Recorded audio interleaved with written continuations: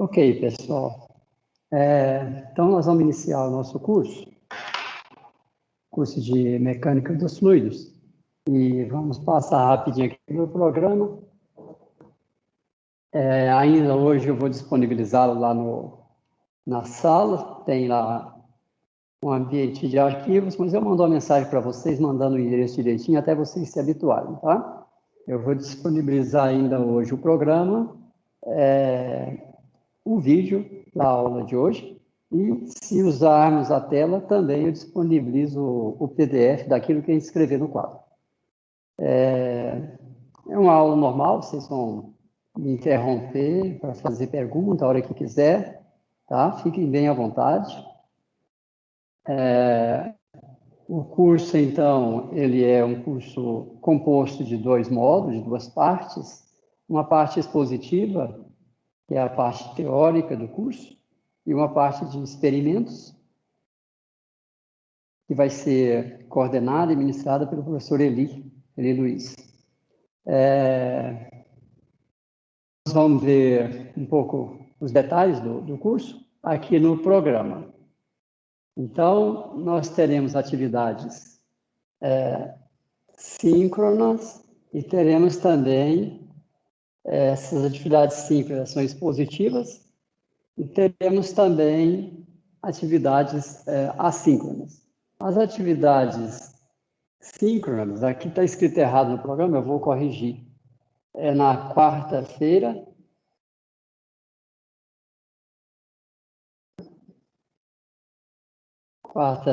de 10h40 às 12h20, e nas quintas-feiras,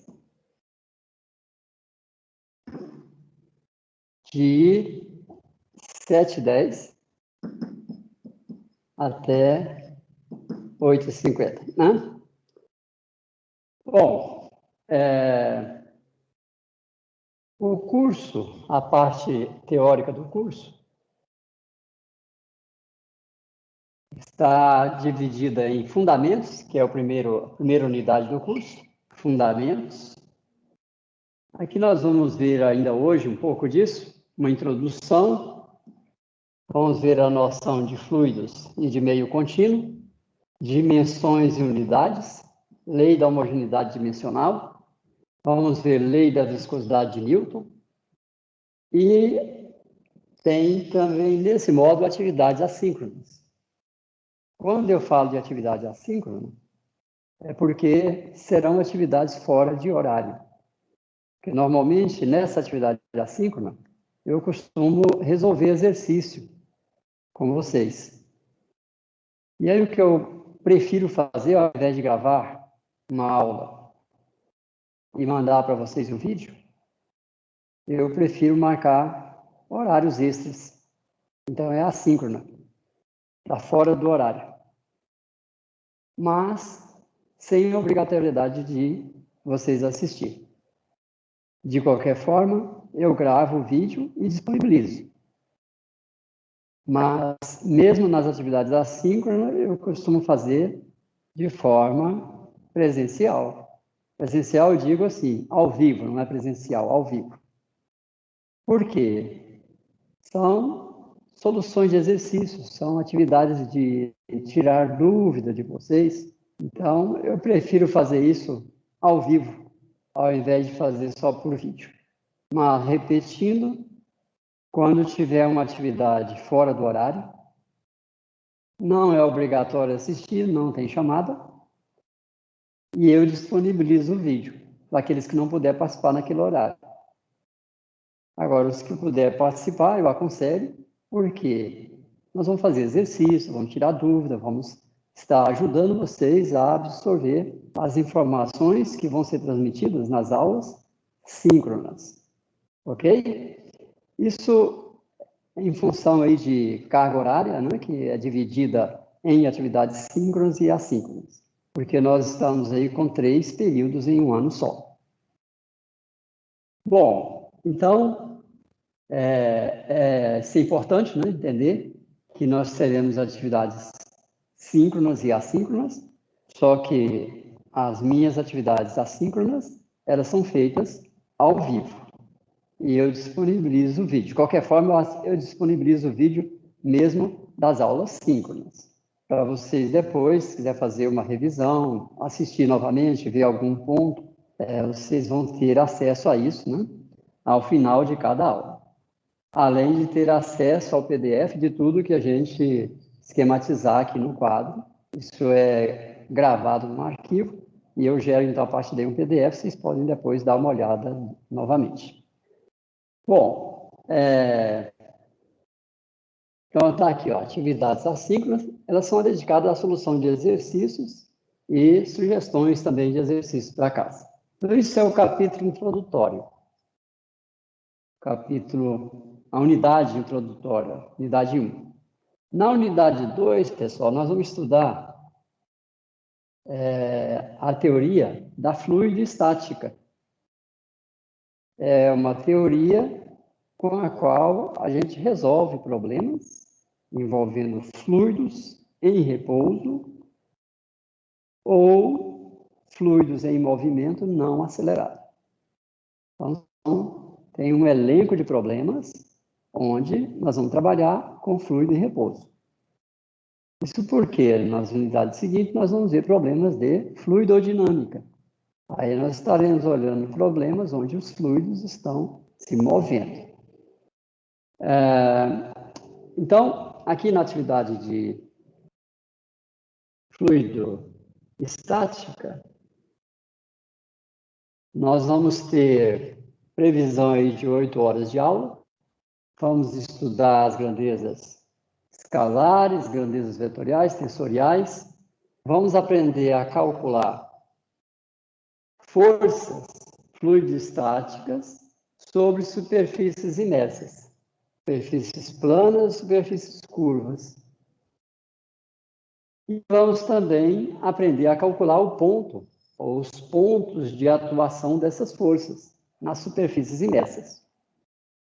Para que, conhecendo esses pontos de atuação, a gente consiga avaliar, além das forças, avaliar os momentos. Força vezes braço. Para avaliar, por exemplo, dimensionar uma válvula que vai sofrer um dado esforço, uma força, mas tem também um momento. Então, a gente precisa saber calcular os pontos de atuação. E tem a previsão de, no dia 5/9, já vocês terem a primeira experiência. De 5/9/4, melhor dizendo. De abril. Então, vocês vão interagir com o professor Eli para ver como é que serão os procedimentos das experiências. Tá? Ele deve mandar instruções para vocês dentro em breve. Bom, novamente teremos aqui atividades assíncronas, que é para solução e proposição de exercícios. E ao final das unidades 1 e 2, nós teremos uma primeira avaliação, um primeiro trabalho que é feito na forma de um exame. Isto, a previsão é 18/3. Se não der tempo, a gente sempre muda essa data, mas sempre no horário de aula. Tá? O que nós fazemos aqui com essas datas são tentativas, mas a gente não se prende rigidamente a essas datas, porque às vezes a gente gasta mais tempo do que o previsto e não vamos acelerar as coisas só para manter uma data. Então, essas são datas só para a gente ter uma noção da distribuição do tempo. Mas, normalmente, eu vou marcar com pelo menos uma semana de antecedência esse trabalho avaliativo e que é feito de forma sempre no horário de aula. É síncrono esse trabalho, porque vocês vão fazer em casa esse exame, mas eu vou estar presente na sala virtual. Então, é uma atividade síncrona, ela é aplicada em dias e horários de aula, síncronas. Nós teremos, ao total, 4 trabalhos desses, que a gente vai ver ao longo do programa. E está previsto também aqui já a elaboração do relatório da primeira experiência. Uma atividade que será desenvolvida com o professor Eli.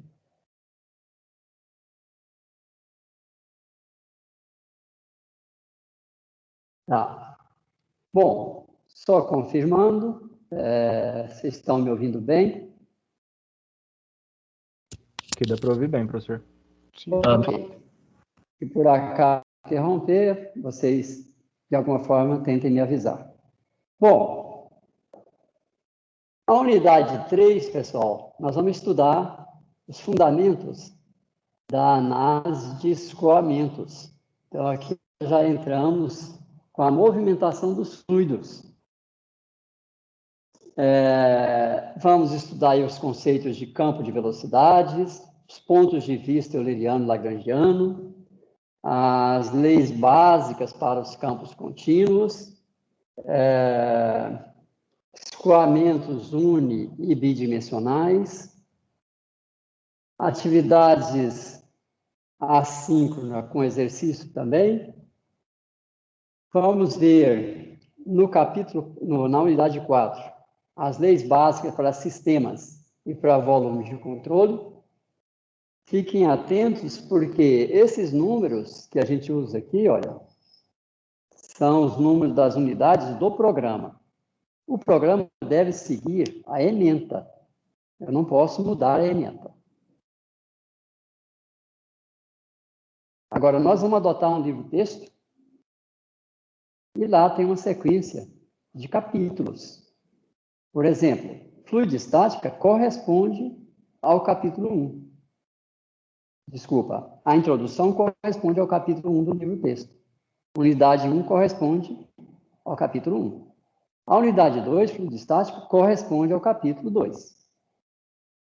Mas a unidade 3 e 4 já vão estar no capítulo 3.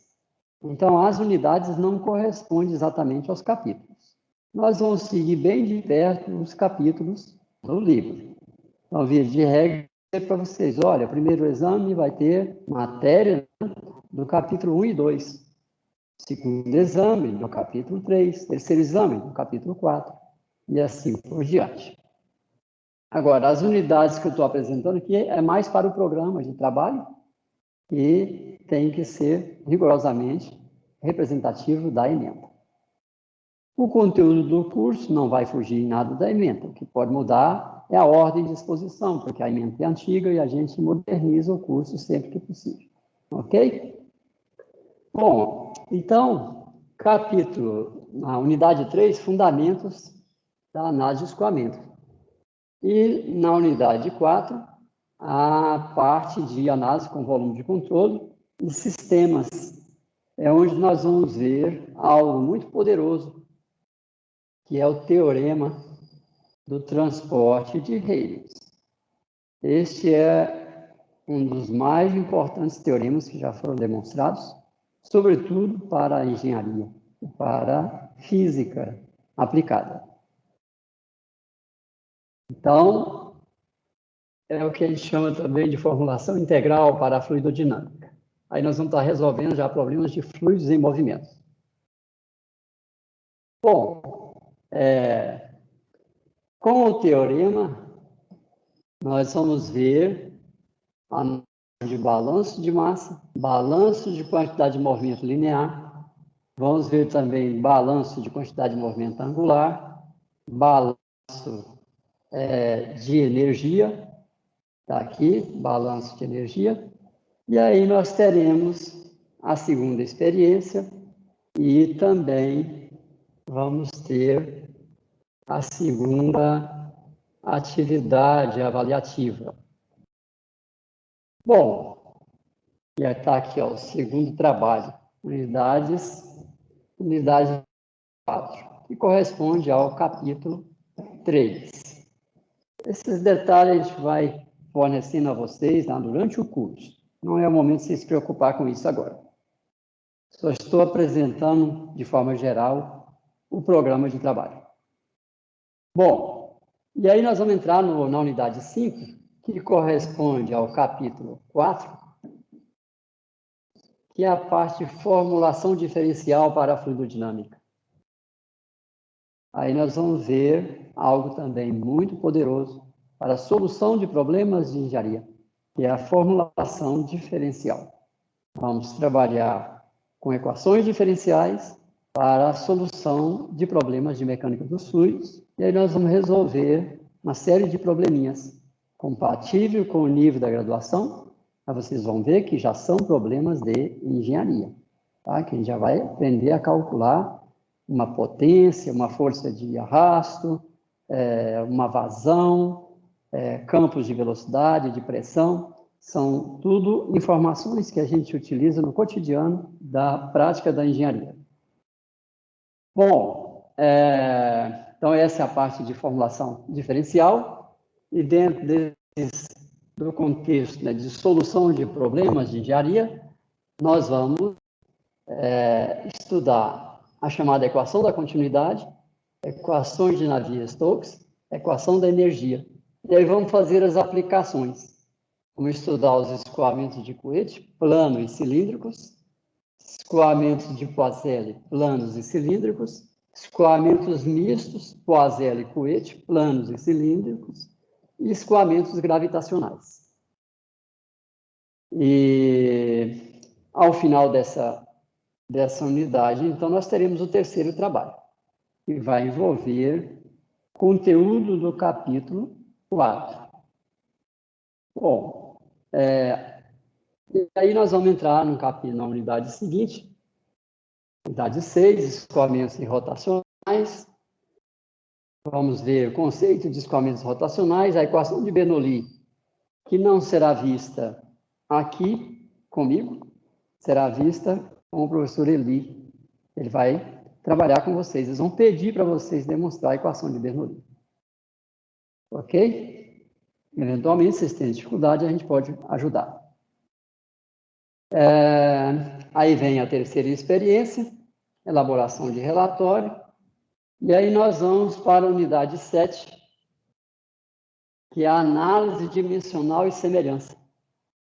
Tá? Isso aqui está no capítulo 5. Capítulo 5. Análise dimensional e semelhança. É com essa unidade, pessoal, que nós vamos aprender a fazer transposição de resultados que são obtidos em ensaios laboratoriais para a aplicação de um projeto de engenharia. Por exemplo, eu quero dimensionar uma torre de transmissão de energia elétrica, mas existe, além do esforço provocado pelos cabos, nós teremos também um esforço fluidodinâmico. Pode ter tempestades, pode arrancar e derrubar a torre. Nós vamos fazer o ensaio em túnel de vento. Naturalmente, eu não posso ensaiar uma torre no tamanho real, numa relação de 1 para 1. Então, eu vou trabalhar com modelagem. Vou desenvolver o modelo da torre, vou para o túnel de vento, naturalmente em tamanho reduzido, e vou fazer os ensaios. Vou mudar a velocidade, vou variar a velocidade, vou obter a variação da força com a velocidade. E aí, nós vamos precisar agora transpor isso para o projeto. Como é que eu faço isso? Se eu ensaiei uma torre pequenininha, como é que eu levo essa informação para o projeto onde a torre está em tamanho real? É usando essa unidade, teoria de similitude. Então, capítulo, por demais, importante. Aí nós vamos ver nesse capítulo, noção de grupos adimensionais, o teorema dos π, grupos adimensionais, e aí vem a quarta experiência, e elaboração de relatório. Bom, para concluir, então, o curso, nós vamos estudar escoamentos viscosos, incompressíveis e rotacionais. E aí nós vamos ver a noção de escoamentos externos sobre placa plana, escoamentos sobre outros tipos de corpos, sobre um cilindro, sobre uma esfera, escoamentos sobre uma aeronave, sobre um atleta.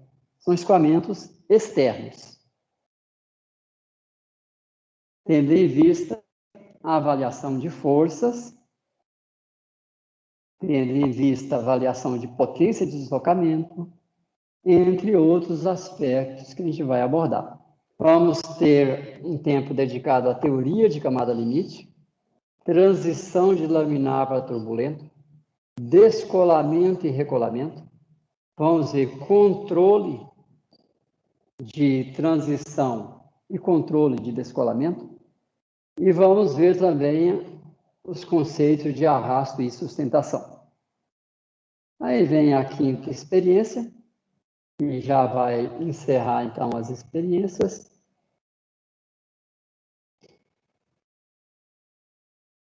Aqui vocês têm uma lista das aulas experimentais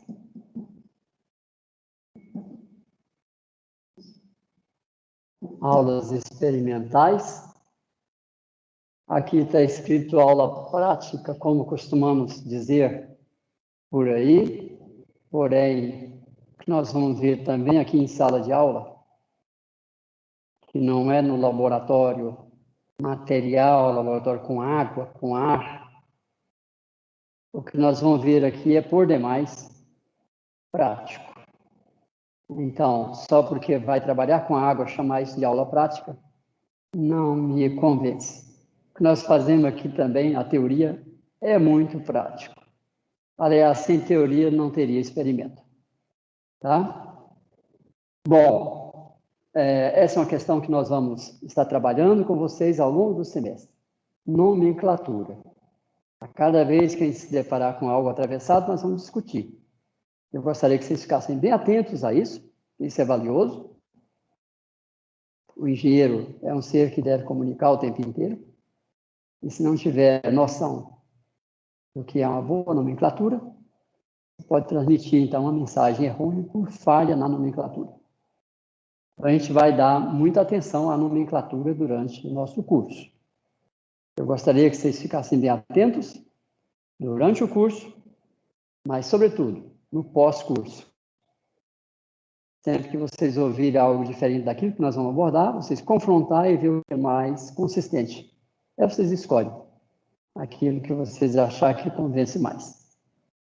Bom, então, as experiências, pessoal, vocês vão ter uma experiência que é determinação experimental da força no centro de pressão em superfícies imersas, comprovação experimental da equação de balanço da quantidade de movimento linear. Por exemplo, aqui, olha, está escrito equação de conservação da quantidade de movimento linear. A nomenclatura está errada, porque a quantidade de movimento linear não conserva e não precisa conservar. O que nós fazemos é balanço e não conservação. Vocês vão ter também uma experiência que é para comprovar a equação de Bernoulli. Vão ver calibração de medidor de vazão, Venturi e placa de orifício. Vamos ver cálculo e medição de forças fluidodinâmicas no túnel de vento e cálculo e medição de forças fluidodinâmica 2, 1 e 2. Então, são 5 experiências. Aqui está constando 6, tá bom? Eu não sei se o professor ali está conseguindo fazer as 6 na forma. Bom, de qualquer forma, se fizer 6, sempre a gente aproveita a nota dos 5 melhores relatórios. Cada relatório vale 4 pontos.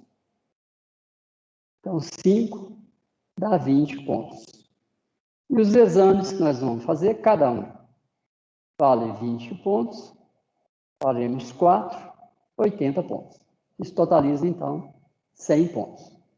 Tá? Então, a avaliação será feita com exames da parte teórica e com relatórios da parte prática. Então, fiquem muito atentos, tá, às avaliações, caprichem nos relatórios, façam os relatórios direitinho. Primeiro, pelo aprendizado. Quanto melhor você estudar o relatório, mais vocês vão aprender. Segundo, porque o valor dos relatórios não é desprezível, é 20%. Ok, pessoal. Então, Aqui está a distribuição de carga horária. Vocês podem olhar com mais detalhe. O resumo. A metodologia. Aqui tem a avaliação, como eu já comentei. Primeiro trabalho, 20 pontos. Né? Os 4 trabalhos valem 20 pontos. E os experimentos também, 20 pontos. Totaliza, então, 100 pontos. Bom, aqui é a bibliografia que a gente vai utilizar. Esse é o livro-texto, White. E tem 2 livros também muito utilizados, que é o Segel e o Fox. Mas, que a gente vai utilizar de pé, seguindo os capítulos, é esse livro aqui de Mecânica dos Fluidos, do professor Frank White. Este livro é muito similar a este. É um bom livro de auxílio, de referência, tá? Recomendo aí vocês estudar por mais de um, para vocês terem uma visão diferente de cada autor sobre a mesma matéria. Isso complementa e engrandece aí o aprendizado de vocês. E tem ainda a bibliografia complementar, para quem quiser consultar mais obras, né? Então, a gente sugere aí um elenco de bons livros.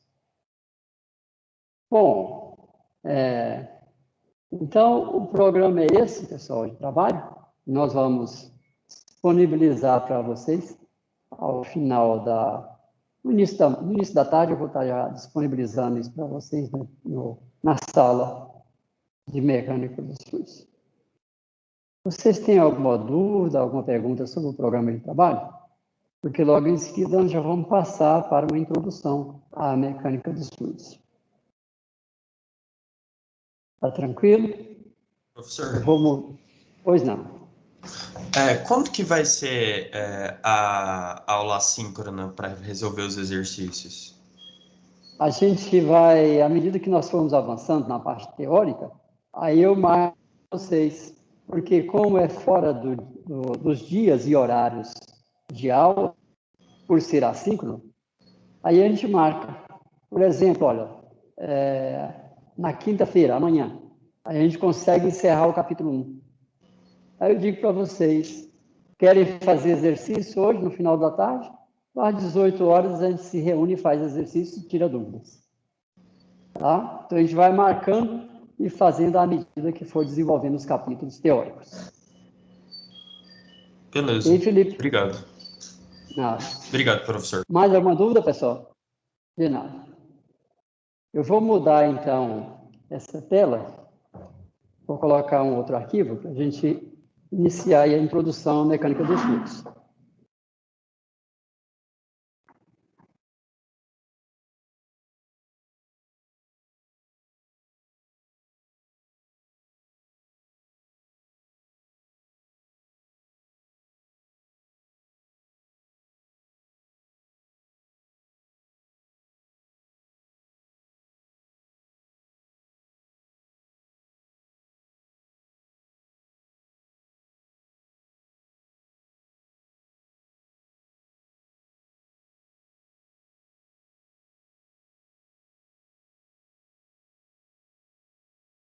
Vocês estão visualizando uma tela com a Universidade Federal de Uberlândia?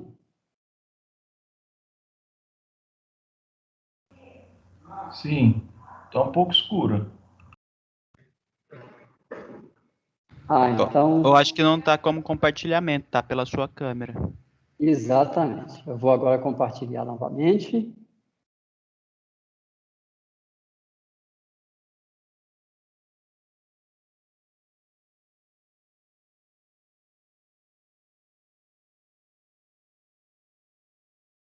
Ok? Agora sim. Beleza, deu Agora certo. sim. Ok. Bom, pessoal, então vamos fazer hoje uma aula introdutória, depois de ter visto aí o programa de trabalho. O curso é sobre fundamentos da mecânica dos fluidos.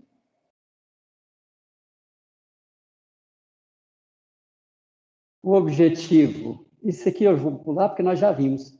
Bom, eu vou repassar, porque aqui está na forma que nós vamos, na ordem que nós vamos adotar, que não é exatamente a ordem do programa. Tá? Porque o programa tem que estar 100% fechado com a ementa. E a ementa já tem alguns anos. Então, como a gente vai modernizando, a gente acaba por mudar um pouco a ordem. Ela é mais didática, por isso que a gente adota uma ordem diferente, tá? Eles vão se prender mais a isso aqui.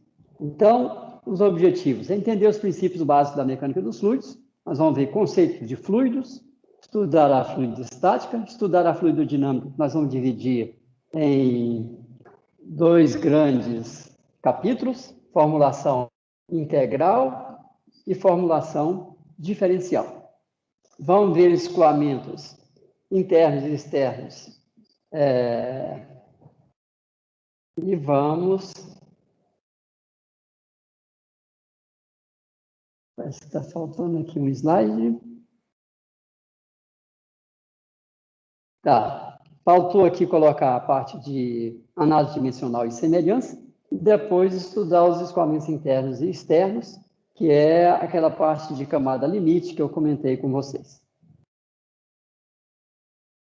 Bom, vamos ver aqui, é importante a gente contextualizar a mecânica dos fluidos no mundo científico.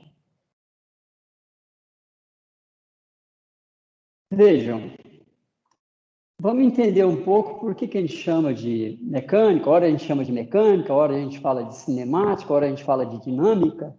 Então, são palavras diferentes que carregam conteúdos diferentes. Então, cinemática vem do grego, que significa movimento. Então, quando a gente fala de cinemática, nós estamos interessados no movimento apenas, no movimento do fluido. Quando nós falamos de dinâmica, que vem também do grego, significa forte. Em física, a dinâmica é um ramo da mecânica.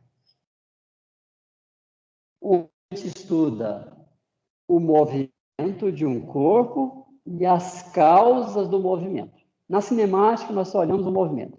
Na dinâmica, nós vamos olhar as causas e também as consequências. E, via de regra, estão associadas a forças, a tensões, a pressões. Então, essa associação do movimento com forças é o que a gente fala, então, de dinâmica. Ok? Dinâmica envolve forças. E a mecânica, que é um ramo da física, que compreende o estudo, a análise do movimento dos corpos, a sua evolução no tempo, os deslocamentos sob a ação de forças. Então, aí nós estamos interessados, além do movimento e das forças, também dos deslocamentos, dos novos posicionamentos. Vocês imaginem lá, nós temos lá um tubulão da Petrobras, lá no interior do oceano. Aí o oceano vai atuar sobre esse tubo. Ele vai começar a vibrar e vai balançar.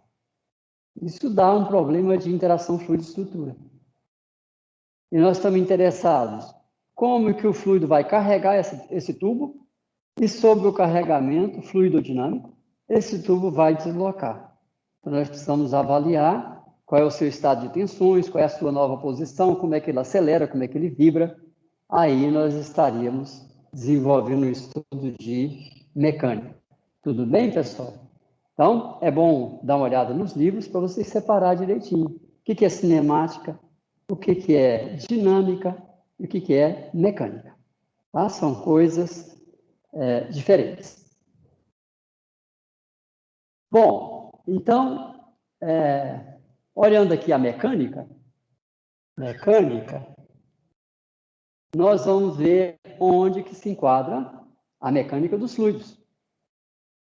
Então, quando falamos de mecânica, nós vamos encontrar a mecânica quântica, vamos encontrar a mecânica clássica newtoniana e ainda a relativística, os estudos do Einstein. Nós não vamos entrar neste mundo. Nós vamos estar trabalhando aqui, ó, a mecânica clássica newtoniana. E aí nós podemos fazer os nossos estudos utilizando o conceito de partícula isoladas, como os físicos fazem. Eles estudam também o movimento de fluido, só que eles vão a nível da molécula. Né? Uma partícula, no conceito de molécula, ou de um átomo. Choques moleculares, choques atômicos. É assim que os físicos estudam a matéria. Quer dizer, é uma das formas que eles usam. Nós, engenheiros, nós vamos adotar outra sistemática, que é sistema de partículas. Então, ao invés de trabalhar com moléculas de água, eu vou trabalhar com um aglomerado de moléculas. E a esse aglomerado, nós vamos associar o conceito de contínuo. Tá? O olhar do físico para a água, para o ar, para qualquer outro fluido, é um olhar que vê partículas, moléculas, e vê átomos. O nosso olhar é aglomerado de átomos, aglomerado de moléculas. E a gente vai adotar o conceito de contínuo. É como se não tivesse nenhuma lacuna. É como a gente pega na água, a gente sente algo contínuo. Nós, engenheiros. Os físicos pegam na água, eles vão imaginar as moléculas. Nós vamos estar olhando aqui, ó, sistema de partículas. E dentro de sistema de partículas, nós podemos ainda adotar o não contínuo e o contínuo. No não contínuo, entra a mecânica estatística e a teoria cinética dos gases. Nós vamos seguir o nível do contínuo, como já comentado. E quando se fala de matéria, nós podemos compor o contínuo com os fluidos e com os sólidos. Nós vamos estar aqui nos dedicando mais aos fluidos. Mas, naturalmente, vai ter sempre a interação entre fluido e sólidos. Escoamento no interior de um conduto, interação do fluido com a parede. Escoamento ao redor de uma aeronave, interação do fluido com a aeronave, que é um sólido. Essa interação, no nosso estudo, ela será tênue. Nós vamos focar mais no movimento dos fluidos. Ok? Então, esse é o caminho que nós vamos seguir, olha, da mecânica clássica, sistema de particulados, hipótese do contínuo, fluido. Esse é o nosso foco no curso. Tudo bem? Alguma pergunta? Fique à vontade. Ok? Então, está aí o caminho que nós já traçamos. Bom, pessoal, como é que a gente pode dizer para alguém o que é um fluido? Se alguém nos pergunta, você é engenheiro mecânico, então, já deve ter feito mecânica dos fluidos. E como é que a gente pode dizer se algo é fluido ou não? Parece óbvio, né? Basta pegar um copo de água. Estou bebendo água. Isso é um fluido. É um conceito muito abstrato. Né? Então, nós vamos procurar agora conceituar de forma mais quantitativa o que é um fluido. Nós vamos fazer 2 experimentos. Pegar 2 amostras. Aqui nós temos uma placa fixa. Essa é uma placa fixa. E essa é uma placa móvel. E vou colocar aqui uma amostra. Amostra material. Da mesma forma, no segundo experimento, vou colocar uma amostra entre 2 placas, uma fixa e uma móvel. E vou aplicar uma força sobre essas placas. Se esse material é um sólido, então nós vamos aplicar essa força. Veja, essa placa ela é móvel, mas ela está parafusada nessa amostra. Se isso é um sólido, então eu vou aplicar uma força, mas o sólido não deforma. Eu vou aumentando a força. chega num dado valor, está lá, ó, força, função da deformação. Eu vou aumentando a força e a deformação é zero. A força está crescendo e não deforma. Quando chega a um dado valor, aí ela deforma. É um ensaio, não sei se vocês já fizeram o curso a disciplina de resistência dos materiais, que tem um ensaio onde você coloca uma peça e uma parte começa a puxar essa peça. Vai aumentando a força e a peça está imóvel. Depois de um dado valor da força, começa então a escoar, começa a deformar. Tem uma fase que é de deformação elástica, se você soltar ele volta, e tem a outra fase que é plástica. Aí você deformou, você solta e não volta mais. Deformou plasticamente. Aí você entrou nessa região onde a deformação vai mudar a deformação cresce com o aumento da força. Bom, mas foi preciso você colocar um dado valor de força para que começasse o processo de deformação.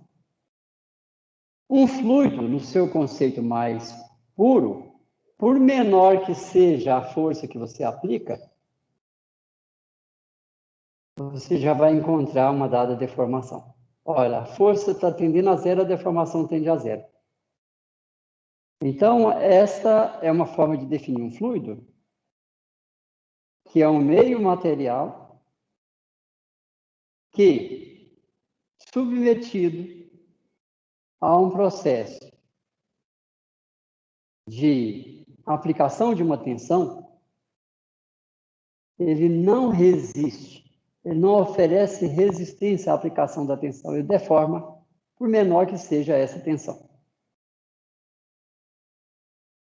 Por exemplo, se você tem um lago, então a água fica em repouso. Mas, em um rio, a água escoa. Porque no rio tem inclinação, e aí a projeção da força gravitacional na direção tangente é diferente de zero.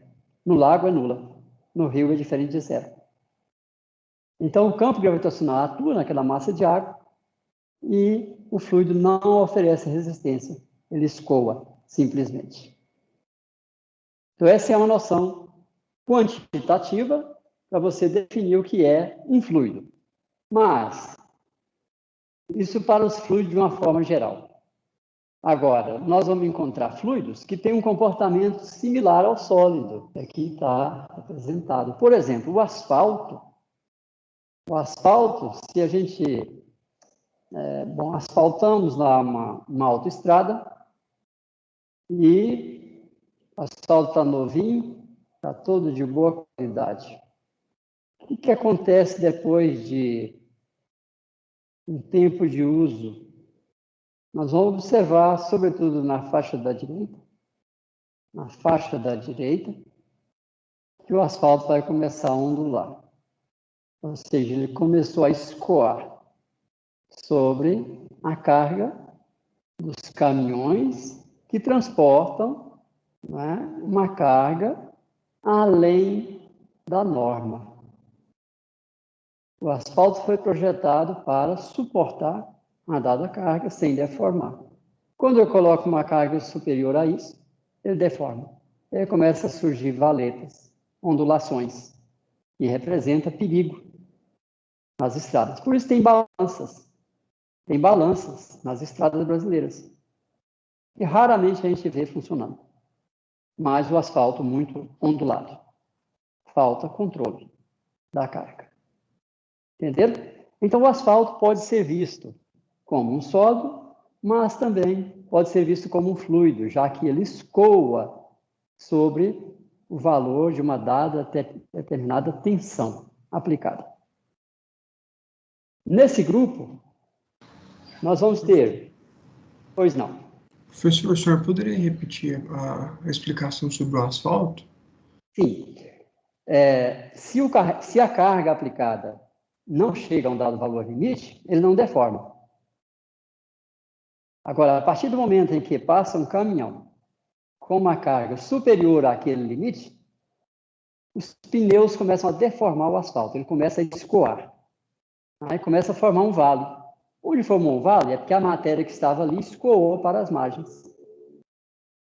Aí você pode enxergar o asfalto como um fluido, mas é um fluido especial que nós vamos denominar, vamos colocar o nome nele, né?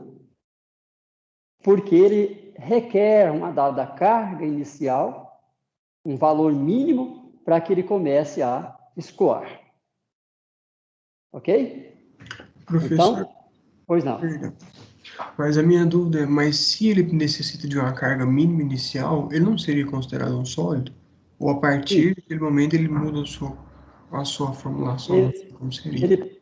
Ele pode sim ser considerado como um sólido, mas a partir do momento que ele começa a escoar, você pode até modelá-lo como um fluido de natureza não convencional. Porque o convencional é esse, ó. Quando a carga tende a zero, a deformação tende a zero. Mas ela sempre existe. Aplicou uma carga levemente diferente de zero, já deforma. Isso é o fluido do nosso cotidiano, convencional. Agora, e o asfalto pode ser visto como fluido? Sim. A partir do momento em que ele começa a escoar, ele está se comportando, né? Um pouco como essa categoria. Aplicou uma tensão, deforma. Só que ele requer uma tensão inicial. Por isso, nós vamos classificar os fluidos em fluidos newtonianos, fluidos não newtonianos, fluido de Binga. Tem uma série de classes de fluidos. Então, o fluido convencional, vocês podem conceituar, se alguém pergunta, dessa forma. Para alguém que entende um pouco mais, vocês podem dizer, olha, mas nós temos exceções, né, que foge a isso, mas que pode ser considerado como um fluido. Por exemplo, o asfalto, eu posso considerá-lo como um fluido, mas um fluido especial, ele não está nessa categoria, porque ele requer, como os sólidos, uma tensão mínima para ele começar a deformar. Ok? Então, nós estamos com esse conceito. Quem foi que falou? Deixa eu colocar meu óculos para eu ver. Foi o Bruno. Isso. Sobre esse conceito, Bruno, nós podemos achar aí uma extensão dos fluidos nos próprios sólidos. Tá? Mas com cuidado. Se você pega uma peça de aço, e ele começa a escoar, né? Raramente nós vamos usar o conceito de fluido para o aço. Porém, na fase que ele está escoando, se você pega as equações gerais da mecânica dos sólidos, nós vamos de lá retirar um modelinho, na fase que ele escoa, que se assemelhe aos modelos dos fluidos, porque ele está escoando. Por isso, eles usam também lá a palavra escoamento, né? Quando se deforma o sólido, ele entra na fase de escoamento. É uma deformação que pode ser elástica, vai e volta, e pode ser plástica, e vai e não volta mais. Então, tem uma interface, é isso que eu quero que vocês entendam, tá? O conceito rigoroso de fluido, mas que você pode estender esse conceito até mesmo aos sólidos, que se submetido a uma dada tensão mínima, ele começa a escoar. Aí você pode tratar esse processo de tensão-deformação como um meio material fluido. Tudo bem? Aí, Bruno, isso aí, aos pouquinhos você vai acomodando o conceito, tá? Lendo lá o capítulo inicial, para entender um pouco melhor essa extensão. E lá vocês vão encontrar também os conceitos de fluidos newtonianos, fluidos não newtonianos, e até outras classes de fluidos. Tem um gráficozinho mostrando lá os conceitos de tensão, deformação, e como que essas curvas evoluem. E dependendo da forma em que elas evoluem, vocês vão ter diferentes grupos de fluidos. A água é newtoniana. Uma boa parte dos fluidos na engenharia de petróleo não é newtoniano. Mas nós vamos ver o que é o fluido newtoniano e não newtoniano. Tudo bem? Professor, Pois não. Então, por exemplo, todo material dúctil pode ser modelado como fluido quando ele começa a escoar. Quando ele começa a escoar, exatamente. Aí você pode... aliás, as equações da mecânica do sólido, elas são mais gerais que as equações da mecânica dos fluidos. Porque um fluido é um caso particular de um sólido, tá? E tem fluidos, inclusive, muito especiais, né? Tem fluido que, se você aplica uma tensão muito rápida, ele solidifica. Você já deve ter visto videozinhos, né, das pessoas correndo em cima de uma piscina fluida. É um fluido especial, mistura de água com polvilho. Né? Conforme a dosagem que você coloca, quando você aplica uma tensão, ele solidifica. Então, tem vários tipos de fluido. É isso que eu gostaria de, nessa introdução rápida, transmitir para vocês. Um conceito convencional, mas também a extensão desse conceito, abrir a mente para outras possibilidades. Professor, Ok? tem uma dúvida. Entendi. Pois não.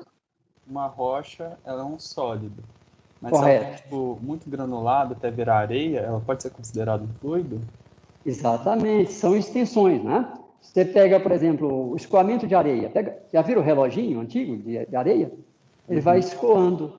Né? Os grãozinhos vão escoando. Você pode modelar aquele movimento da areia como um fluido.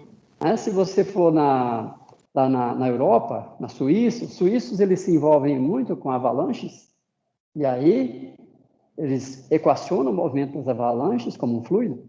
Né? No entanto, a neve é um sólido, mas é composta de flocos, né, de grãozinhos. Então, aquele movimento daquele todo pode ser modelado como um fluido. E, indo bem além, os astrônomos modelam o movimento do universo, das galáxias, considerando isso como um fluido. Observe que nós vamos fazer hipótese do contínuo para a água. Ah, mas as moléculas são distantes entre si. Isso, mas a gente faz a hipótese do contínuo. Os astrônomos também fazem hipótese do contínuo quando olham uma galáxia. As partículas são gigantes, as distâncias também são grandes. A relação entre tamanho das partículas, tamanho médio e a distância entre elas, é muito similar a quando você olha a água. A relação entre o tamanho e a distância entre as moléculas de água. Você percebe? Então, os astrônomos modelam o movimento do universo, ou de parte do universo, dinâmica de galáxias, usando equações da mecânica dos fluidos. Percebe? Então, a movimentação dos planetas pode ser considerado, né, um fluido também. Isso é um alargamento da nossa compreensão do conceito de fluido. Pois não, Jonas? Não, só agradecer, valeu aí. Ok. Tudo bem, pessoal? Vamos então avançar. Vocês estão conseguindo ver direitinho? Aqui a minha visualização não está boa para mim. No computador está ótimo. Vocês conseguem visualizar bem aí? Aqui tá bom, professor. Conseguimos. Ok. Então, aqui, ó, você tem lá um emaranhado de rios, né, de terra na nossa rica Amazônia. Então, você tem aqui a noção de um fluido. Aqui é mais difícil de visualizar, isso aqui é o ar. Mas, graças a efeitos de movimentação do ar com reflexão e deflexão dos raios solares, existe esse fenômeno, né, conhecido como aurora boreal, que permite a gente visualizar o ar. Então, se consegue visualizar o ar em situações especiais. E aqui um outro fluido, que é um plasma. Né? Até tem aí uma polêmica se isso é um quarto estado da matéria. Sólido, líquido, gasoso ou vaporoso e plasmático. Porque antes, dentro dessa esfera, tinha, por exemplo, o ar. Mas quando você coloca uma diferença de voltagem muito grande, começa a alterar as moléculas do ar. E aí surge um plasma. Daí, para alguns, existe uma corrente, né, em que se associa ao plasma a um quarto estado da matéria. Outros dizem, não, isso continua sendo uma espécie de gás, portanto, é o terceiro estado da matéria. Ok? Enfim, é para dar exemplo para vocês de diferentes fluidos.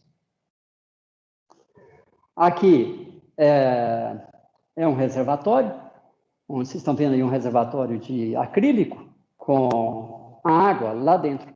Então, a princípio, o reservatório, a água fica lá em repouso, com a superfície, com a interface entre água e ar. Essa interface, ela fica sempre normal ao vetor campo gravitacional, ao G. Então, aqui está o campo gravitacional. Se a água estiver em repouso. Se nós inclinamos este reservatório,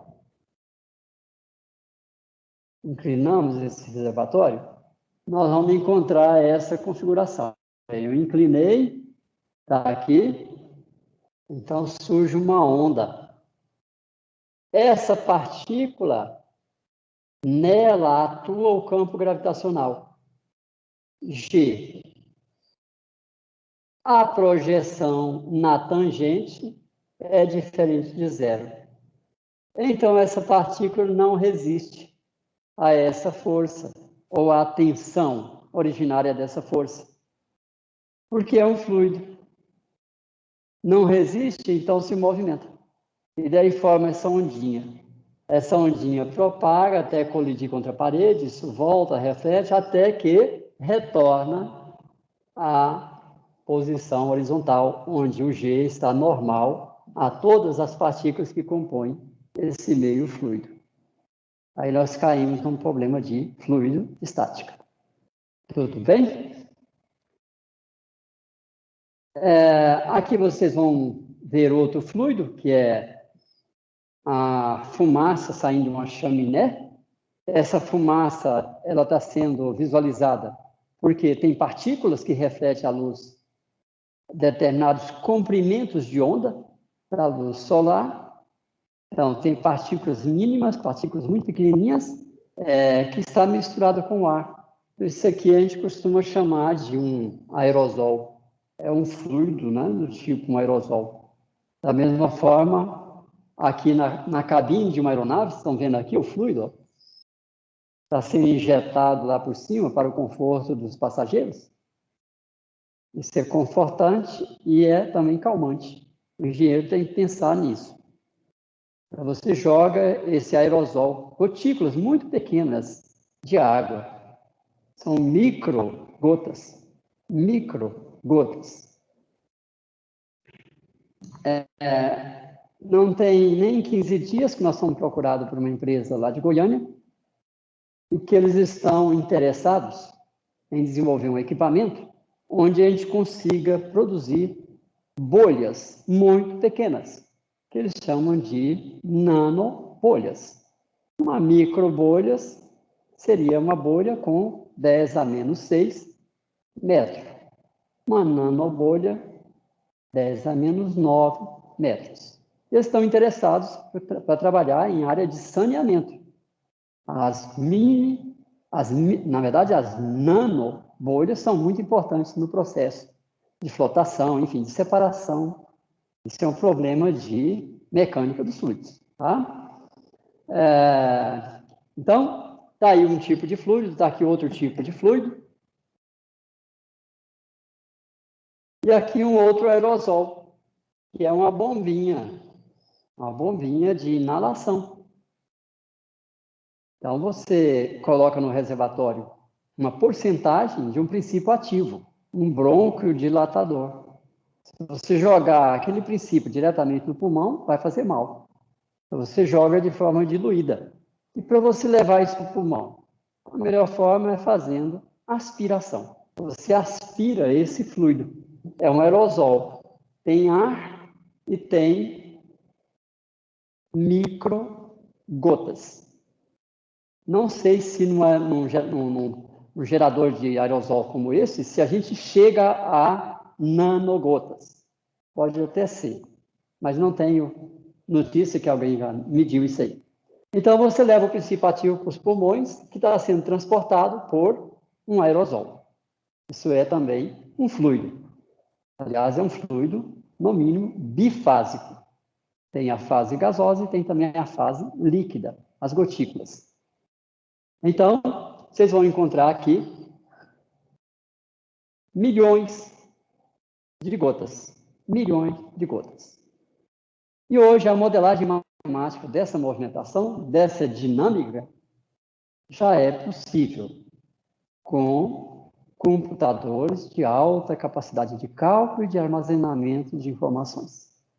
Aqui mesmo no laboratório, nós já somos capazes, né, de simular a formação de um spray de gotas e a posição, a velocidade e a rotação de cada uma das gotinhas que compõem esse fluido. Mas para isso a gente precisa fazer uma quantidade de operações inacreditável, tá? Coisa da ordem de 10 a 14 operações por segundo. Então, para isso a gente precisa de computadores de alta performance, alta velocidade e grande capacidade de armazenamento. Isso é uma chaminé e o poluente, que é recheado aí de partículas sólidas, né, que são flutuantes, algumas precipitam e a gente respira, né? Outras são muito pequenas e vai sendo transportada pela movimentação da atmosfera. Isso é um problema também de mecânica dos fluidos. Em outros planetas, nós vamos encontrar também sinais de fluidos. A movimentação da atmosfera, por exemplo, de Júpiter, nós temos, inclusive, aqui a famosa mancha vermelha de Júpiter, que está sendo observada há décadas, né? Sabe, até há mais de um século que está lá, uma estrutura turbilionar que está girando com uma escala de tempo que chega a séculos. Qual o tamanho dela? Não deve ser pequeno. Se o tamanho, se a dimensão em termos de tempo, o período dela é muito grande, o tamanho também espacial é muito grande.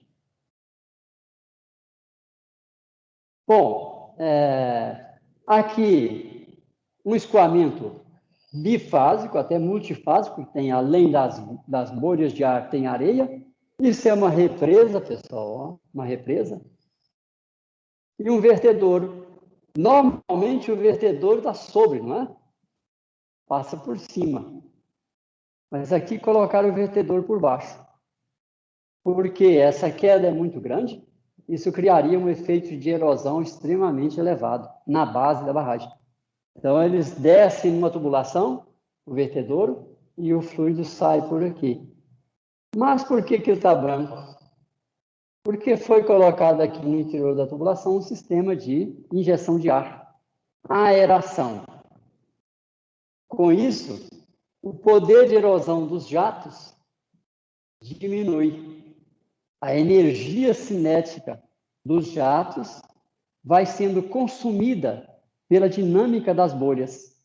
Uma bolha que contrai, que expande, a outra que choca contra a outra, isso aos bilhões de bolhas. No todo, isso tem um efeito, que é reduzir o poder de erosão desses jatos. As torneiras em casa. A água que sai da torneira mais moderna, ela tem essa cor, porque ela tem um sisteminha de aeração. Aqui a gente não faça uma lambança na cozinha. Quando vai lavar os pratos, se for um jato compacto de água, isso vai respingar para todo lado. Então você coloca bolhas para amortecer esse impacto contra os pratos, e aí a gente consegue minimizar o efeito de respingo fora da pia. Tá? Nem toda torneira tem esse dispositivo, mas quando vocês for comprar para a casa de vocês, aí vocês podem procurar uma torneira que tem um sistema de aeração. Entenderam? O escoamento que sai da torneira, de preferência que ele seja bifásico. Assim você vai criar menos respingo na sua cozinha. Nas máquinas de lavar, tem engenheiros que estudam também esses efeitos de respingo. Ok?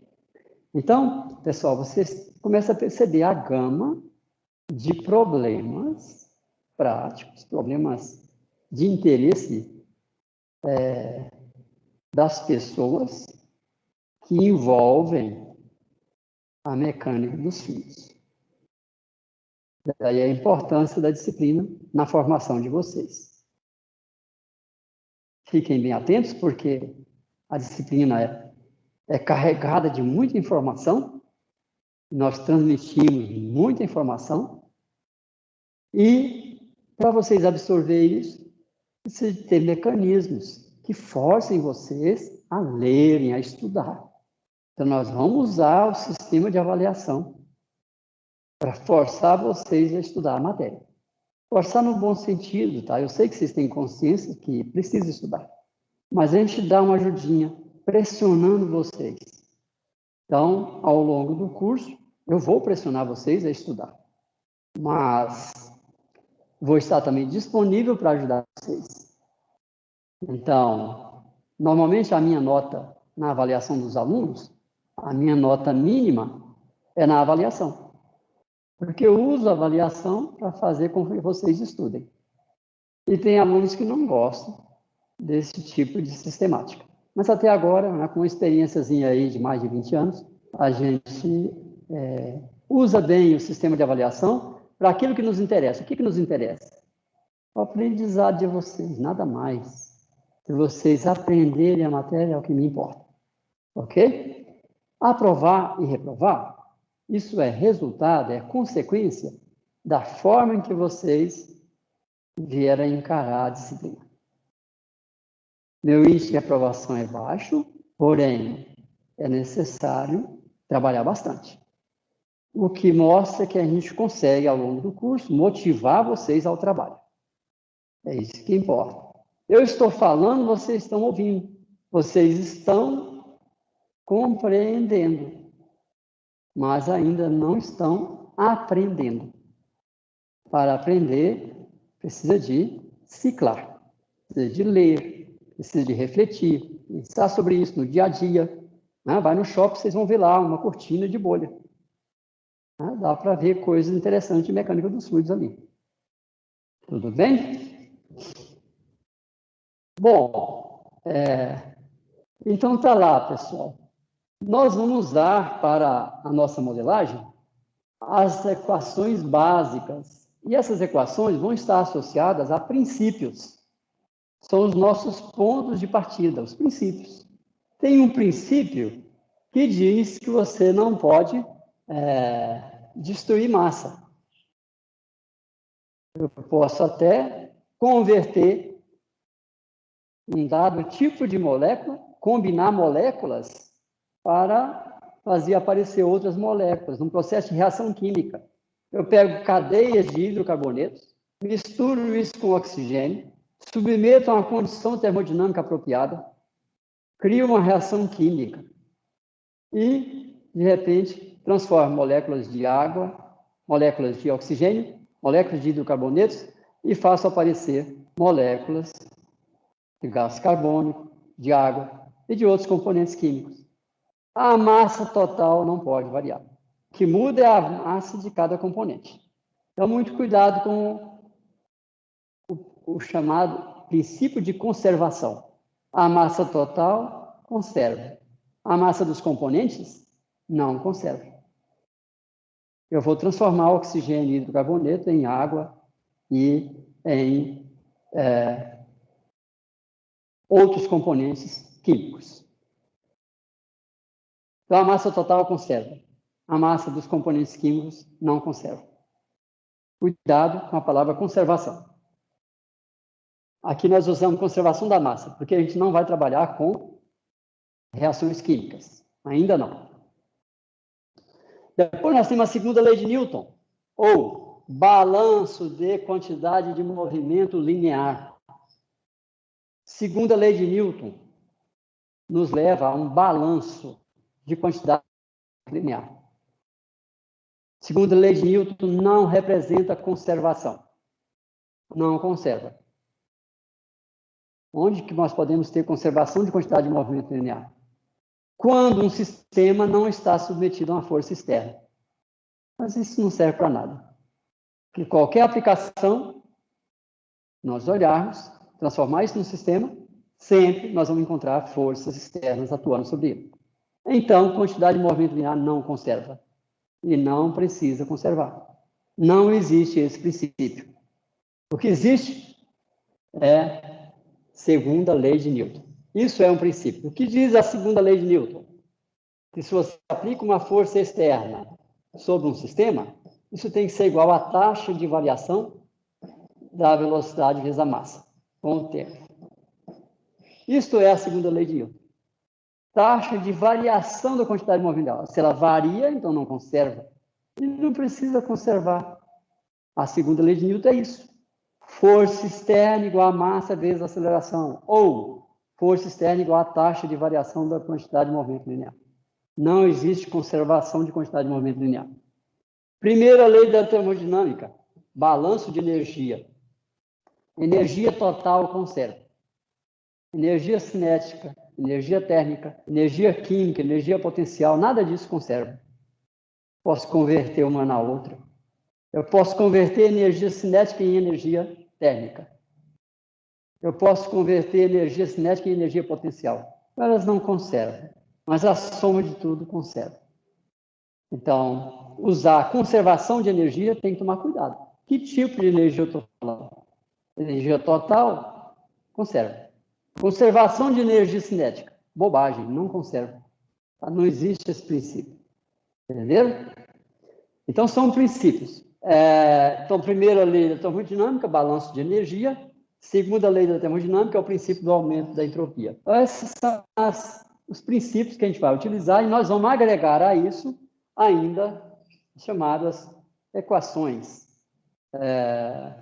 Equações constitutivas, que a gente constitui, a gente cria essas equações, não partindo de princípios, mas partindo de medidas, de experimentos. Por exemplo, para gás perfeito, eu sei que P igual a ρRT, onde R é a constante de cada fluido em particular. No caso aqui, tem que ser gás, porque essa equação de estado só é válida para gás perfeito. Conceito de gás perfeito. Ok? Dúvida, pessoal?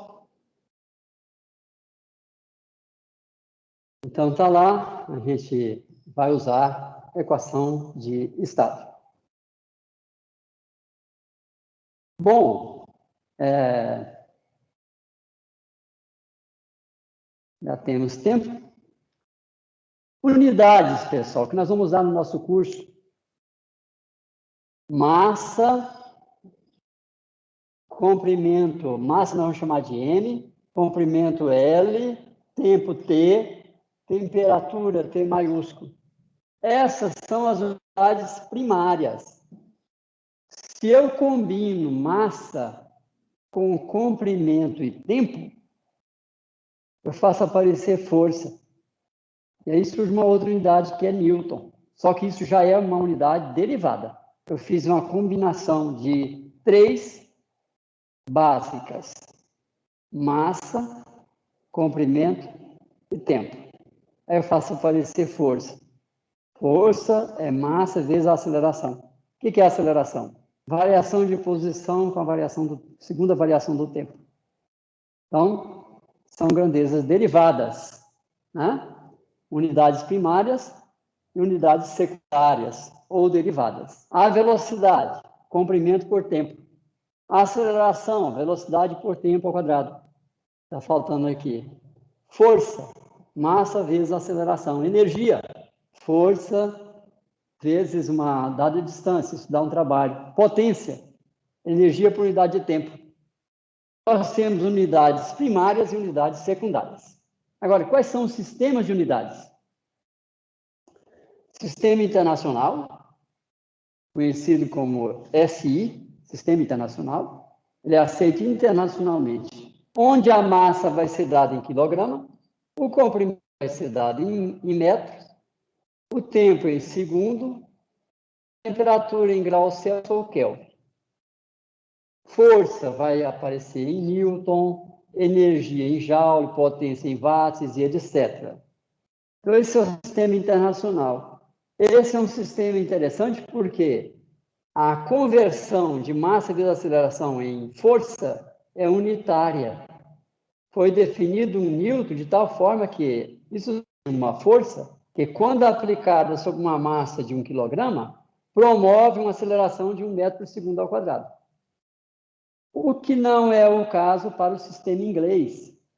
No sistema inglês, nós temos 2 unidades de massa.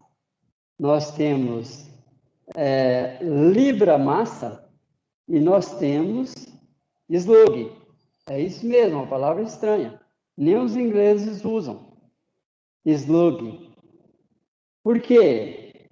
Se você aplicar uma força de 1 libra-força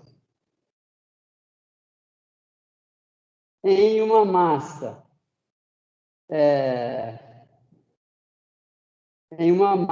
de 1 libra massa, isso promove uma aceleração de 32,2 pés por segundo ao quadrado. Então, observa a relação. 1 libra força e apareceu, então, um fator de 32,2. Então, isso era até hoje, não? É um fator de conversão que nos atrapalha o meio de campo. Mas conta mais desnecessariamente. Ao invés de usar o sistema inglês, usa o sistema internacional. Essa relação é unitária. Por isso, uma vez lançado o sistema internacional, os ingleses criaram o sistema com a massa em slug. O que é um slug? É uma massa tal que, quando você aplica sobre ela uma força de 1 libra-força, promove uma aceleração de 1 pé por segundo ao quadrado. Aí dá a relação unitária também. Mas para isso, vocês tiveram que criar um slug, que é uma massa igual a 32,2 libra-massa, tá? Para poder tornar essa relação unitária. Bom, é bom saber que isso existe, porque os ingleses e os americanos, né, continuam usando ainda o sistema antigo, apesar que eles usam também o sistema internacional. Vocês podem, enquanto engenheiros, se deparar aí com máquinas ou com algum relatório, alguma coisa, onde aparecem essas unidades. É bom saber que isso existe. Ok? Então, está aí o sistema técnico, que aparece aquela coisa que eu tinha falado para vocês, ó, o fator lá de 32,2. Por isso, um slug é 32,2 libra-massa.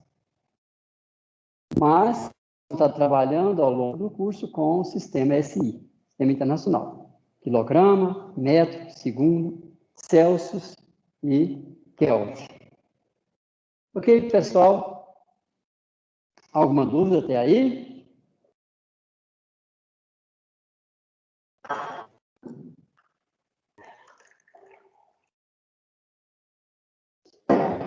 Bom, avançando então, nós vamos agora entrar em algo muito importante no curso. Hipótese do contínuo. Hipótese do contínuo. Nós falamos frequentemente sobre os conceitos de velocidade, pressão, densidade e massa específica. Não é a mesma coisa, tá? Densidade e massa específica. São coisas diferentes. Nós vamos ter a oportunidade de discutir isso. 99% dos nossos engenheiros e físicos fazem confusão. Trocam uma pela outra. Tá? Eu, por exemplo, se eu estiver ouvindo, se ele usar a densidade de forma errada, eu vou entender a mensagem errada. Porque eu sei a diferença entre densidade e massa específica. Tá? Aliás, já vamos discutir isso agora, porque já passo a incorporar isso no vocabulário de vocês. Massa específica é associada a uma substância. Densidade deve ser associada, esse conceito, a um corpo. Tem diferença? Tem, porque um corpo pode ser composto de diferentes substâncias. Por exemplo, o aço tem massa específica porque o aço é uma substância. Eu falo de massa específica. O aço tem massa específica de em torno de 8.000 quilogramas por metro cúbico. A água do mar, 1.010 quilogramas por metro cúbico. A densidade da água do mar. A massa específica da água do mar. Mas a gente constrói um navio de aço e ele flutua na água. Como pode? Se o aço tem uma massa específica que é 8 vezes maior que a massa específica da água, deveria afundar. Mas não afunda. Por quê? Porque o navio, em si, ele é um corpo composto de diferentes substâncias. É um reservatório de aço cheio de ar. Se você pegar a massa do navio, que é composta pela massa de aço mais a massa de ar, e dividir pelo volume do navio, você encontra a sua densidade. E a densidade do navio é menor que a massa específica da água. Entenderam a diferença? Pega uma esfera de aço para simplificar, uma esfera oca, feita de aço, mas está cheia de ar. Dependendo do tamanho dessa esfera, nós vamos encontrar uma densidade da esfera menor que a densidade, que é a massa específica da água. Então, a esfera vai flutuar na água, porque a sua densidade é menor que a massa específica da água. São exemplos para dizer a importância dos conceitos. E, resumindo, a palavra massa específica representa uma informação associada a uma substância. A palavra densidade representa a mesma coisa, porém para corpos. Os corpos podem ser compostos de diferentes substâncias. Ok? Então, daqui para frente, eu vou estar sempre me policiando e eu quero que vocês também se policiem. Usar densidade ou massa específica de forma apropriada. Tudo bem? Bom, então, nós vamos falar aqui de hipótese contínua. Então, quando a gente olha lá uma dada substância, a gente pode falar de velocidade, pressão, densidade, massa específica, temperatura, todas as propriedades macroscópicas utilizadas para descrever o comportamento de um meio fluido em repouso ou em movimento. O limite do nosso conhecimento nos diz que qualquer fluido é um aglomerado de moléculas muito espaçadas para um gás e menos espaçadas para um líquido. Tá? Então, o nosso conhecimento em termos de composição da matéria, nosso conhecimento vai a nível de moléculas e de átomos. Para os físicos, isso vai mais abaixo. Vai abaixo porque moléculas e átomos são compostos por outros entes ainda mais fundamentais, que nós não vamos discutir aqui. O fato é que, se eu pego um meio fluido no nosso mundo, eu vou ter moléculas ou átomos para meios materiais monoatômicos. Está lá. Conjunto de moléculas. No nosso estudo, nós não vamos estar nos preocupando em estudar a colisão entre esses entes. Nós vamos estar estudando um pacote desses entes. Então, isso aqui está muito ampliado, mas o que eu vou fazer é o seguinte: eu tenho aqui um dado meio material, eu tenho aqui uma partícula de fluido, que é composta por uma série de moléculas.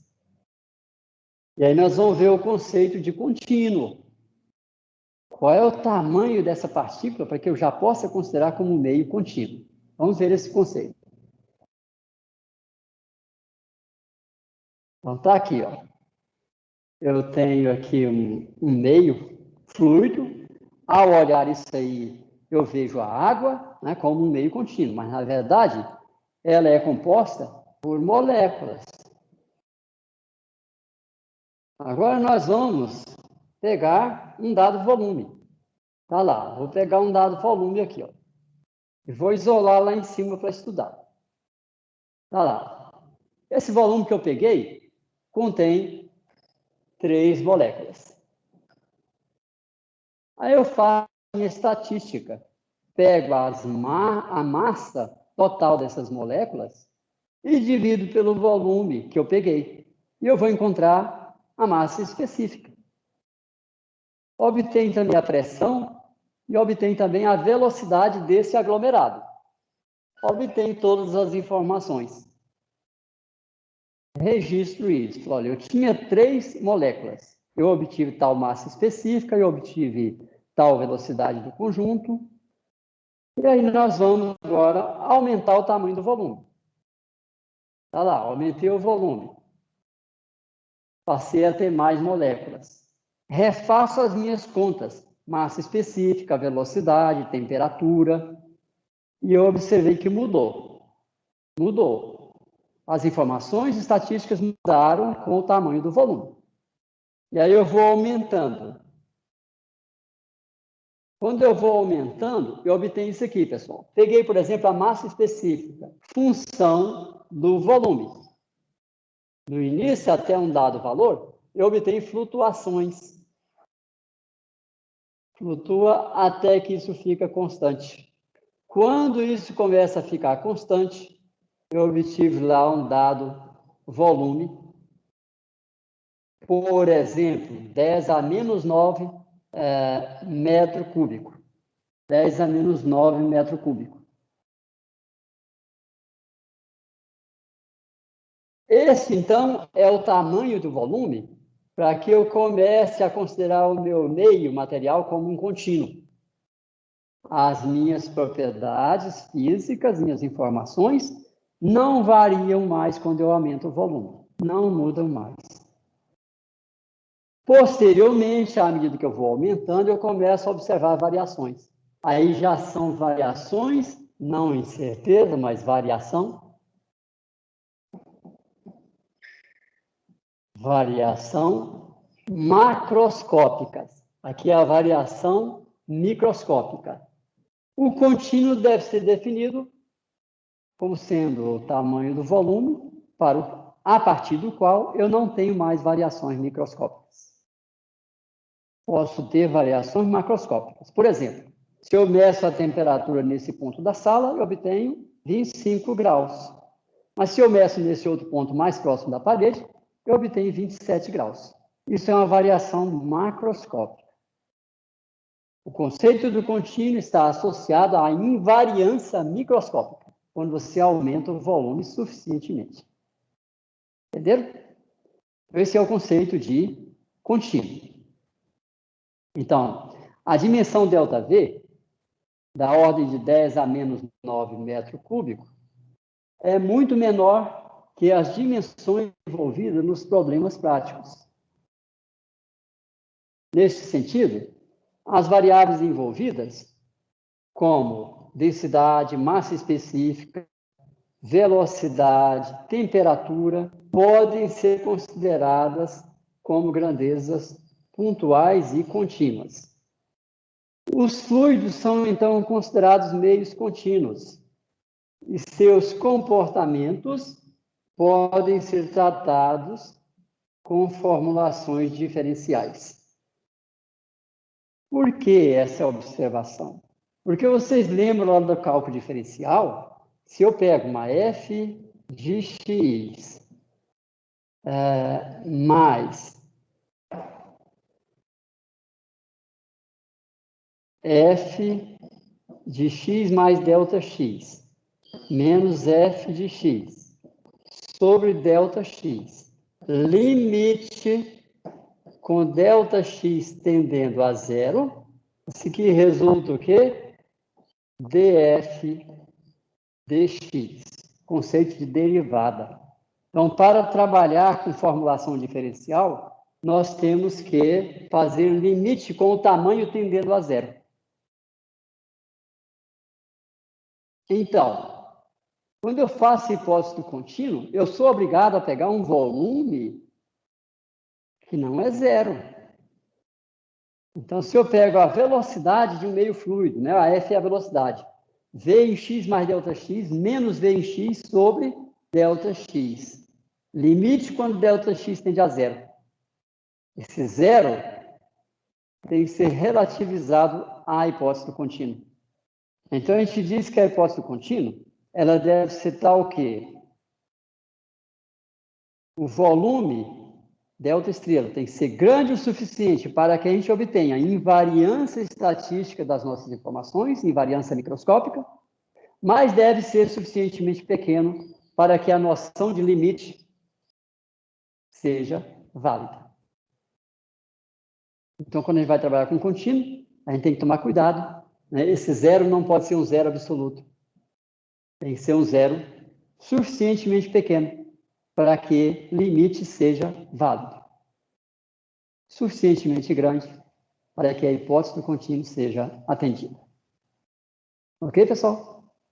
Isso é o conceito de contínuo. E daqui para frente nós vamos trabalhar com essa hipótese do contínuo. Veja, esse volume ΔV, se eu tenho lá um dado meio material, eu pego aqui uma partícula com tamanho ΔV estrela. Ele representa, né, um aglomerado de moléculas. Ele tem que ser grande o bastante para não ter variação microscópica, mas pequeno o bastante para que eu consiga fazer uso do cálculo diferencial. Ok, pessoal? Essa é uma noção sutil, tá? Os matemáticos, quando ensinam mecânica dos meios contínuos, normalmente eles se embaraçam nesse ponto, porque eles querem que o limite seja rigorosamente zero. Mas para eu trabalhar com contínuo, não pode ser rigorosamente zero. Entenderam? Bom, são pontos, pessoal, que vocês têm que ficar atentos, porque nós vamos discutir em sala de aula e vocês não vão encontrar no livro texto, né? Uma boa porcentagem do que nós vamos apresentar para vocês não está lá. Aí tem que ler para completar aquilo que eu falo, né? Porque se eu vier aqui repetir o que está lá no livro, para que serve isso? Vocês são capazes de ler e entender. Eu tenho que vir para apresentar alguma novidade em relação aos livros. Tudo bem?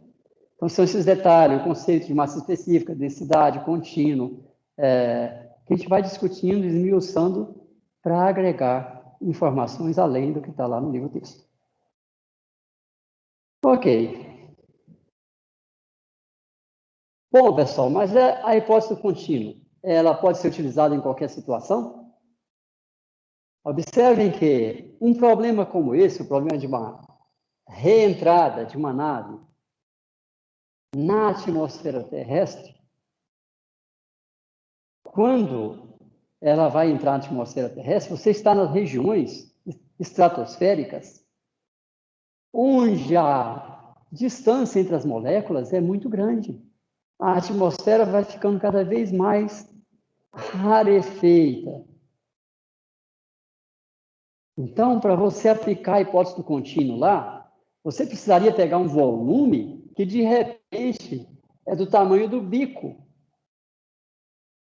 da nave. Então, não dá mais para aplicar a hipótese do contínuo. Aí nós temos que entrar naquela linha secundária de tratar a mecânica estatística. E as equações que nós vamos derivar aqui no nosso curso não são válidas para resolver escoamentos sobre uma aeronave como essa, quando ela entra na atmosfera terrestre. Como é que a gente quantifica isso?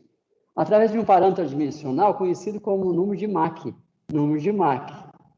Se Se o Mach for menor do que 15, a gente pode usar a hipótese do contínuo. Se o Mach for maior do que 15, não dá mais para usar. O que é o número de Mach? Mach é a velocidade do corpo sobre a velocidade do som. A velocidade do som diminui à medida que as moléculas se afastam.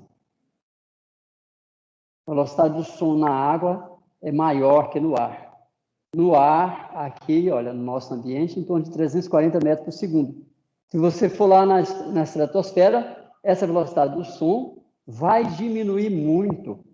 Então, para uma dada velocidade da nave, que já é elevada, quando você divide por um número muito pequeno, dá um Mach muito grande. Então, na reentrada de uma nave na atmosfera terrestre, o Mach é da ordem de 40.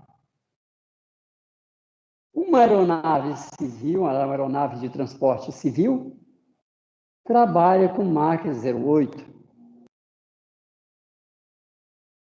Determinadas aeronaves militares pode chegar a Mach 3, mas uma nave como essa tem momento de reentrada em que o Mach chega a 40. São chamados escoamentos hipersônicos. Nessa condição, nós não podemos mais usar a hipótese do contínuo. E aí o que nós vamos ver aqui não é válido. Então, toda a formulação que a gente vai ver, ela é aplicável para Mach menor do que 15. Mas observe, e mesmo as aeronaves militares não chega a Mach 4 ou 5.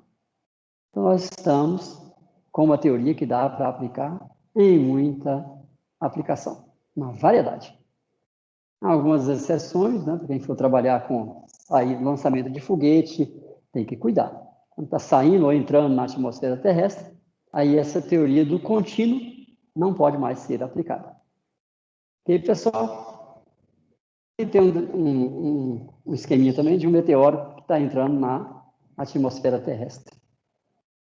E, apesar de ser muito rarefeita, a velocidade dele é tão grande que o atrito com a atmosfera terrestre faz com que ele seja pulverizado. A atmosfera terrestre nos defende da radiação solar e nos defende também da entrada de corpos estranhos. Com raras exceções, né, de corpos muito grandes, que não desintegram, todos os corpos celestes que entram na atmosfera do planeta são desintegrados antes de atingir o Sol. Alguns chegam, tem de vez em quando reportagens dizendo, olha, caiu um objeto em tal local. Ok? Bom,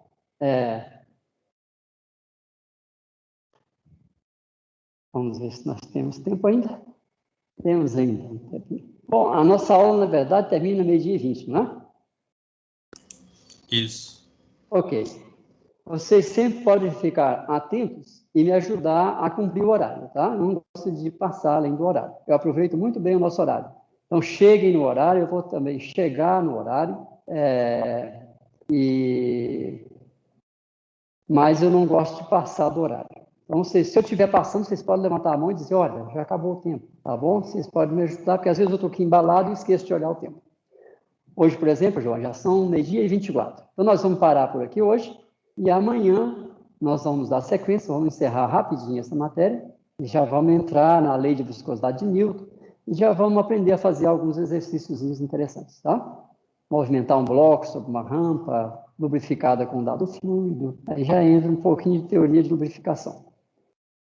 Ok, pessoal, um prazer conhecê-los, apesar que eu não estou vendo praticamente ninguém, né? Mas, enfim, é o momento que nós estamos passando. Qualquer dia desse a gente se cruza por aí. Ok? Professor, tem uma dúvida. Pois não. Você vai disponibilizar esse material em algum lugar? Vou. Agora quando encerrar a aula agora, eu já vou encerrar o vídeo, aí eu baixo o vídeo, né, e disponibilizo para vocês. Vou disponibilizar o programa de trabalho, esse PowerPoint também eu disponibilizo, e vou disponibilizar o vídeo para que vocês possam ouvir de novo, se for necessário. Muito importante, peguem já o livro e já comecem a fazer a leitura. Detalhe, não posso esquecer, eu vou disponibilizar também um PDF do livro.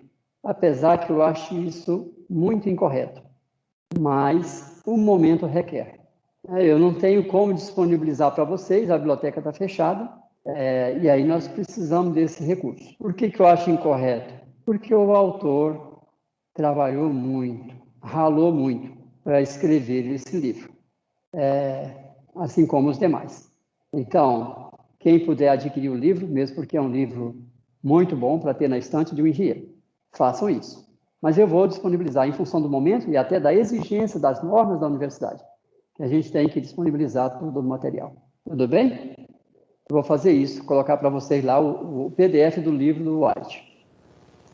Ah, beleza. Agora eu queria fazer uma pergunta para a turma, se alguém já criou um grupo no WhatsApp para matéria.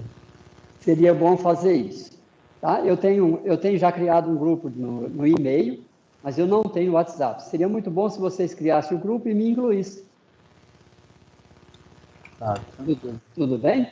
Então se encarreguem aí, elejam aí um representante de turma, cria um grupinho, porque isso facilita a nossa vida.